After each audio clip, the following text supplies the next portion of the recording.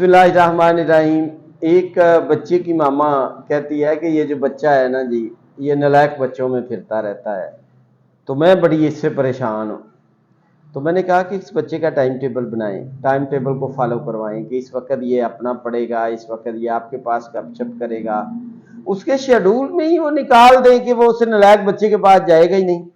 जब नहीं जाएगा तो वो कामयाब होगा। हम उसको टाइम नहीं देते।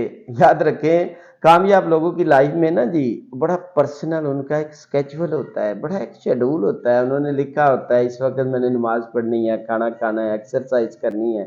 तो अपने बच्चे को अगर आप कामयाब देखना चाहते हैं ना, तो उसको पास बिठा के डायरी के ऊपर उसका टाइम टेबल लिखवाएं और इंशाल्लाह वो बच्चा कामयाब हो जाएगा, 100% कामयाब हो जाएगा।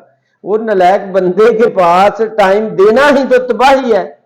उस तबाही को आप कंट्रोल नहीं कर रहे। उसका टाइम टेबल बनाएं। मैंने उन्हें बताया कि टाइम टेबल बनाएं और टाइम टेबल में उस बंदे का टाइम ही ना रखें, वो नालायक लोगों में जाके बैठे, बुरे बच्चों में जाके बैठे।